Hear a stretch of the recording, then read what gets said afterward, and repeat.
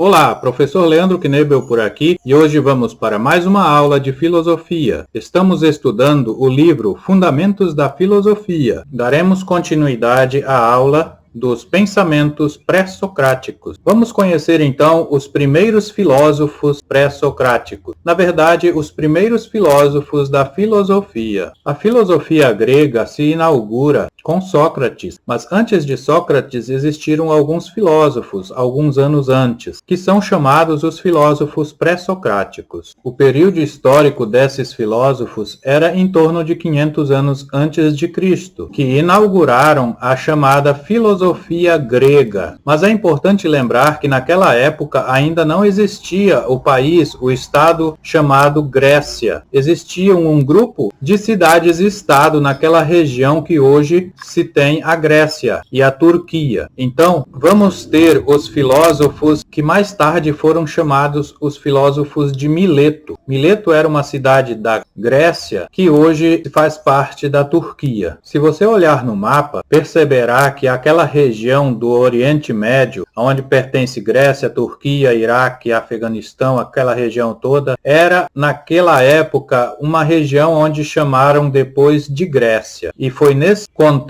que surgiu a filosofia. Os primeiros filósofos tinham como investigação a natureza, diferente de Sócrates, que passou a investigar o ser humano. A investigação da natureza passou a ser chamada de cosmologia, diferente da explicação mitológica, que era chamada de cosmogonia. Então, o que buscavam os primeiros filósofos? Esses primeiros filósofos, eles procuraram dar uma explicação para a origem de tudo. Então, qual que era a investigação dos primeiros filósofos? Eles procuraram dar uma explicação para a origem das coisas, explicação para a origem de tudo que existe. Nesse sentido, os primeiros filósofos, eles deram explicações usando elementos da natureza. A investigação era sobre como que surgiu tudo que existe hoje. Isso foi chamado de a busca da arché, ou a busca da matéria primordial, o que deu origem, o que causou tudo o que tem hoje, tudo que existe hoje. Então surgiram os filósofos de Mileto. Mileto era uma das principais cidades da época, naquela região do mar Mediterrâneo, e ali surgiram então alguns dos grandes pensadores que vieram antes de Sócrates.